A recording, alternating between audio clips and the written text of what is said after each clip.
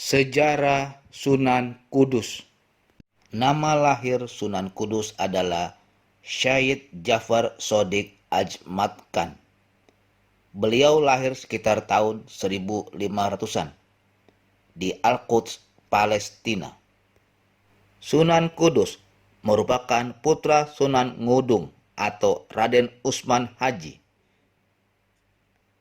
Ibundanya adalah Saripah Ruhil atau Dewi Ruhil yang bergelar Nyai Anom Manyuran binti Nyai Ageng Melaka binti Sunan Ampel. Kakek Sunan Kudus dari pihak ayah adalah Syed Fadl Ali Murtaza yang berhijrah fisabilillah hingga ke tanah Jawa, termasuk ke Kesultanan Islam Demak.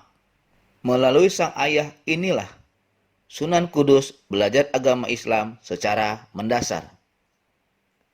Selain itu, Sunan Kudus juga belajar Islam melalui Kiai Telingsing yang sudah berdakwah Islam di Jawa sebelum kedatangan Sunan Kudus.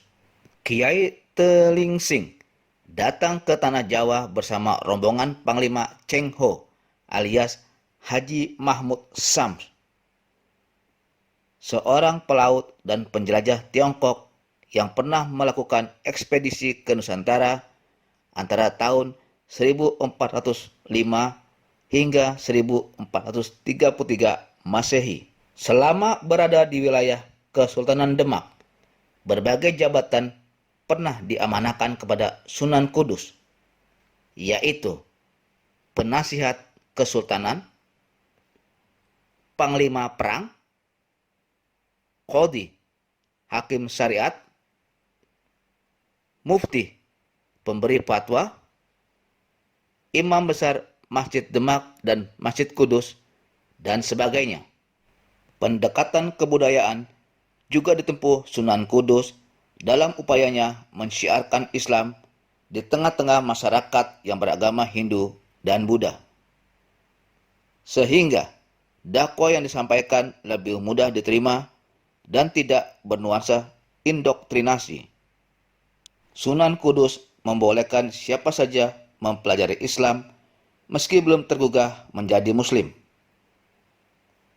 Namun seiring waktu berjalan, setelah mereka mengenal dan memahami Islam, hidayah Allah pun tercurah kepada mereka. Mereka menjadi Muslim didorong oleh keinginan dan keikhlasan masing-masing. Sunan Kudus membangun masjid dilengkapi dengan menara yang mirip dengan bangunan Candi Jago atau serupa juga dengan bangunan pura di Bali. Fungsi menara itu sebagai tempat azan dan tempat untuk memukul beduk setiap kali datangnya bulan Ramadan.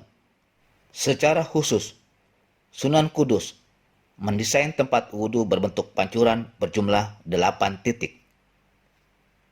Tiap-tiap pancurannya dihiasi dengan relief arca sebagai ornamen penambah estetika.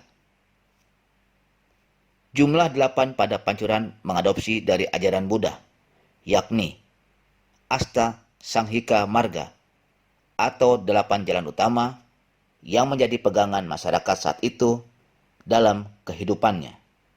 Pada masa itu, di kalangan masyarakat Hindu dan Buddha dikenal acara adat yang dinilai sakral, yaitu mitoni, sebagai ungkapan rasa syukur atas karunia Tuhan. Mitoni dipraktekkan dengan cara mempersembahkan berbagai sesajen kepada patung dan arca. Kemudian Sunan Kudus menyesuaikan kebiasaan itu dengan nilai-nilai Islami.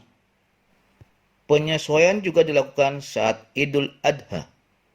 Sunan Kudus menjadikan kerbau sebagai hewan kurban, karena sapi merupakan hewan yang dihormati masyarakat beragama Hindu. Sunan Kudus juga sempat menjabat sebagai Senopati Demak, menggantikan ayah handanya. Sebagai Senopati, Sunan Kudus tetap menyampaikan syiar Islam di daerah Kudus dan sekitarnya, dengan mengutamakan sikap tenang dan halus. Dalam bidang kesenian, Sunan Kudus mencipta karya syair tembang Macapat, Masku Mambang, dan Mijil untuk kepentingan dakwah Islam. Beliau wafat pada tahun 1550 Masehi saat menjadi imam sholat subuh di Masjid Menara Kudus dalam posisi sujud. Kemudian dimakamkan di lingkungan Masjid Menara Kudus.